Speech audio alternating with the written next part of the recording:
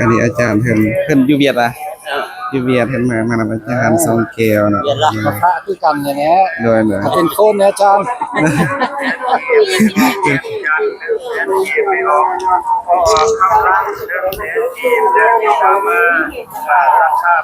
นี่คือยันโยมใส่บาตรแล้วเนาะผมจะได้ไป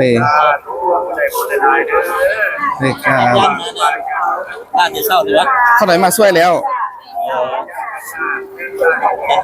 แต่ลูกน้องไม่ทันได้ลูกน้องไปให้ไปมัน ไปคนละบอลเลย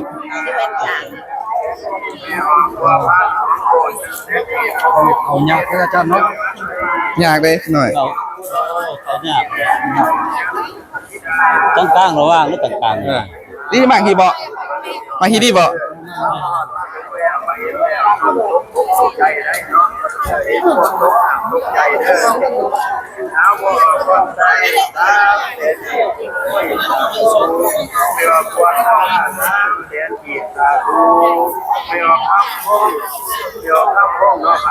เอาขึ้น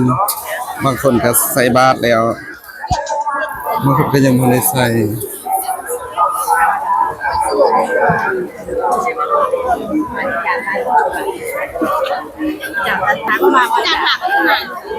อันมาโดนเติมแล้วสิเข้าไปไหนเพื่อนกันแล้วไม่ออกกันมาลา1,000 บาทสมัยกันก่อนเสียงลงจะน้อยก่อนอาเมตุไลโมทนามาแล้ว50,000 กีบไปออกวันศุกร์ไปออกวันค่ำโมทนามาแล้ว100,000 กีบเมตุจันทร์100,000 กีบสาธุและไม่ออกกันมาลา1,000 บาทไปออกกรุณานี่ไปกลางๆนี่ขนาดไปออกวิไลพร100,000 กีบครอบครัวเดี๋ยวเกียรติมรี200,000 กีบ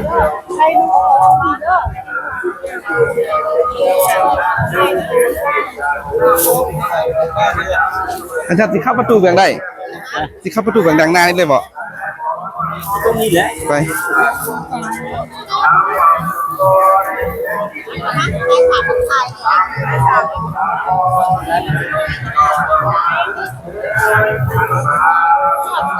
ยืนดีๆ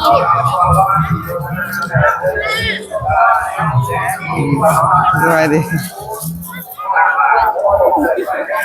ไอ้กันแล้วใช่ไหมเ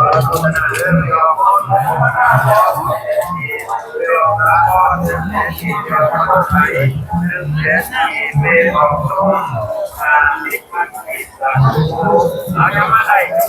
เอามาได้ใครทำมาได้ทำประเทศเกิดที่นี่ก็ทำว่าที่อาจารย์เป็นกำลังโตสู่คนคนอาจารย์เอาก็ที่สุพรรณเริ่มเด็กที่ว่าอยากทำจุดโตจุดเด่นหลังไหลกันเข้ามาเห็นเช่นกันจนโตจนโตท่านเอาไม่ออกคุณมาโอ้ยคือกันเด้อเด้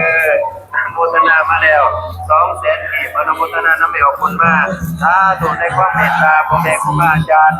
พระมหาธรรมจันทร์ปา500,000 กีบเด้อเอาไปออกพงเพชรไปออกมะยุรี500,000 กีบไปออกมะนีไปออกมะลิละตอนนี้โอ้ยพระอาจารย์ให้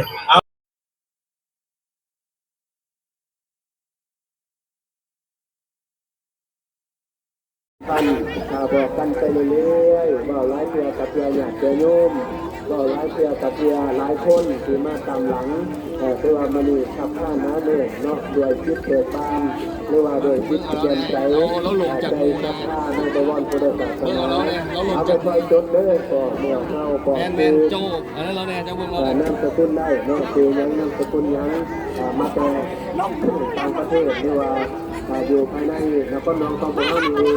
ตอนที่ว่ามาดูคิดโดยใจนำกันทั้งเบิดนอนรวนแล้วแต่อยากไปบุญขอเบื่อข้าวบัวบุญก็คือความดีผู้ใดก็อยากมีความดีจึงได้มาขอมาทานเอามาเด้อบอกหน่อยเด้อบอกหน่อยมาแล้วโดยว่าเป็นจะเป็นต้นไปพิมพ์ไปทำไปจากคุณงามความดีอันนี้แสนกีบมีออกคุณสู้100,000 กีบสาธุมีออกแม่ลี่มีออกเพนนี่10,000 กีบและมีออกเพชรมานี่สาธุข ขอคุณท่านเด้อ100,000 กีบแม่ตู่แทน100,000 กีบแม่ออกผู้สีมหาวงศ์200,000 กีบขออนุโมทนาเด้อเอาประตูจานโมทนามาแล้ว300,000 กีบสาธุเมออกตาเมออกท่าโตกาลี100,000 กีบเมออกบุญสอน100,000 กีบและเมออกอานันต์พรอานันต์100,000 กีบสาธุเมออกบาลุนี100,000 กีบครอบครัวพอขันโมทนามาแล้ว100,000 กีบสาธุพอแก้วอุดร100,000 กีบเมออกอัมไพ100,000 กีบเอาช่วยกันเด้อประจันพุทธันประจันคณะกรรมการเอาประจันสีก่อนเนาะเอาเมออกเรือ100 บาทสาธุเมออกค้อนมานี่200,000 กีบแต่ว่ามากหน้าหลายตาเอาขอให้ดีๆมีแห้งเด้อขอเมอเข้าคุณประพุทธมาคำคุณประธรรมมาสวยคุณประสงค์ทรงอยู่ตู้คำให้อยู่เย็นให้อยู่เย็นให้ขอให้เป็นให้เย็นให้จำให้โลกาพยาเนาะมาอยู่ผู้ได้มาจำบนรวมคณะกรรมการของเราก็ดีใจน้ำพอน้ำเมย์เอาจดคือได้จดแล้วก่อนมาเด้อจดแล้วก่อนมาที่ว่ามันนี่มั่งหน้าลายตาที่จะเป็นบ่มดโจดจะเป็นบ่ทันก็ด้วยจิตใจเลื่อมใสใจศรัทธาโดยแท้เอาเมย์ออกจุนเล็ดบ่นี่เนาะเมย์จุนเล็ดเด้อ100,000 กีบเมย์ออกกงไส้50,000 กีบสาธุน้ำพอน้ำเมย์หลายๆเอาทางสีสว่างไม่ออกมอนโบธนามาแล้ว2เอาไม่ออกน้อมนอกการสีสว่าง200,000 กีบสาธุเอาไม่ออกอุไรพร60,000 กีบเอาวาสนา100,000 กีบและพอออกแล้วไม่ออกสมพรเที่ยววง200,000 กีบอาจารย์สาธุ200,000 กมาเด้อมาได้บัดตรงออกเข้าเอาเมใจ100,000 กีบไม่ออกกู100,000 กีบสาธุจะเลยใจดีใจงามละลายโอ้ยดีใจน้ำไม่ออกเด้อได้ทำบุญรวมกันมื้อนี้เอาไม่ออกโคตรตามีแก้วผมหอมโอ้ย4-3 วันเนาะโมทนามาแล้ว200,000 กีบสาธุให้ดีๆทั้งด้านนอกกับเขามาทั้งด้านในได้เด้อเพิ่งเปิดประตูแล้วบอกเพิ่งที่เปิดแล้วเนาะจะเล่นพร้อมเขามาหวมโมทนาอยู่ภายในกรมมาเลี้ยนฟังเข้าได้ที่ตามมาเมตูคำเซล100,000 กีบสาธุแล้วก็อิ่มบุญกันทุกทั่วหน้าเนาะและหนึ่งในนั้นก็อยากฝากถึงบรรดาพ่อแม่พี่น้องที่ทุกท่านที่ได้เข้ามาในใจบาตรบางคนนี่ก็มีศาสตร์มีในสิ่งชิ้นหรือว่าจะเป็นเสื้อเจ็ดตัวดีหรือว่าจะเป็นซองขนมต่างๆเนาะเมื่อเฮาเวลาเซ็ตติ้งในต่างใจบาตรเราก็ควรจะเลี้ยงให้เป็นระเบียบเพื่อความสวยงามและบรรดาทานเนาะที่สำคัญนั่นและก็อยากฝากถึงเกี่ยวกับเรื่องทรัพย์สินมีค่าของหลายๆทานเพราะว่าในเช้าวันนี้จะมีการเหตุกระเป๋ากันเกิดขึ้นแล้วเนาะเพราะฉะนั้นทรัพย์สินมีค่าของหลายๆทานถึงต้นก็เป็นกระเป๋าก็อยากให้เบี่ยงไปข้างหน้าอุ้มได้ในเป็นการดีที่สุดเนาะเพราะว่ามากหน้าลายตาเขาบุ้ได้ว่าผู้ใดที่เป็นคนผู้ดีเนาะที่จะมาเหตุกระเป๋าของหลายๆทานหรือว่าจะไม่จอบแล้วเอาทรัพย์สินของหลายๆทานเพราะฉะนั้นทรัพย์สินของพวกเขาก็ต้องเป็นเจ้าตัวเองเกี่ยวกับการรักษาและจะมีสติรอบรรดาทานเนาะหรือว่าจะเป็นลูกน้อยของหลายๆทานเขาเจ้าแบบนี้จะมีการพัดลงกันโบเมนน้อยเพราะฉะนั้นก็ให้ดึงกันดีๆได้เนาะมีเกียร์บอมีบิ๊กบอเขียนชื่อที่อยู่หมายเลขโทรศัพท์เพราะว่าไม่นี่จะเป็นมือสุดท้ายของการขุดกันแล้วเนาะโบอยากให้ทีมเชียร์ทราบบ่อยากให้มาเกิดปรากฏการณ์ยาท่อที่บ่ดีให้กับบรรดาทานเพราะฉะนั้นเขาจะต้องมีสติในตัวของเขาเองเนาะบรรดาทาน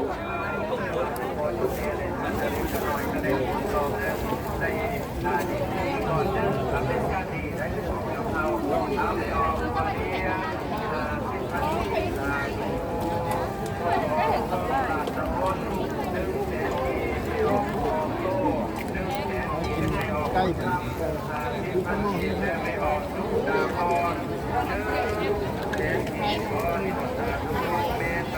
แจ้งถึงเจ้าของรถหมายเลขทะเบียนขอฮอตามเรานี้ด้วย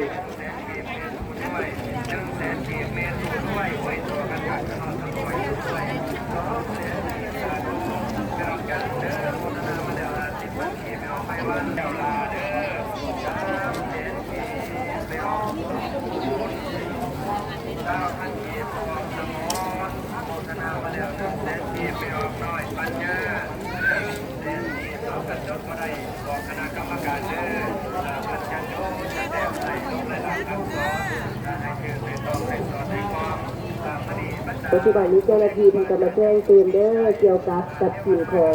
บรรณาคารเนาะที่ว่ามีจำนวนบ่อยแล้วเนาะพืชแค่กระเป๋าเลยนะบรรณาคารมีสติดีๆเด้อเนาะเกี่ยวกับทรัพย์สินนี่นะให้เบิ่งกันดีๆเลยกระเป๋าเงินทำของพวกเขาเนาะมีน้อยเสียน้อยก็บ่อยากเสียเด้อเนาะเสียหลายก็แฮงบ่อยากเสียเพราะฉะนั้นให้เขาเป็นเจ้าตนเองเกี่ยวกับรักษาเงินทำของพวกเขาทรัพย์สินมีค่าที่เอามานำในบรรณาคารเนาะและก็ฝากอีกครั้งหนึ่งเนาะสำหรับความสะอาดสวยงามในหน้าที่ของทุกคนเพราะฉะนั้นเขามาสำเร็จภารกิจการใช้บ้านแล้วอันไหนที่เขาเอามาหรือว่าเขาเห็นเป็นเชื่อบอลแล้วไหนที่บนตัวโปรงามเขาจะจับ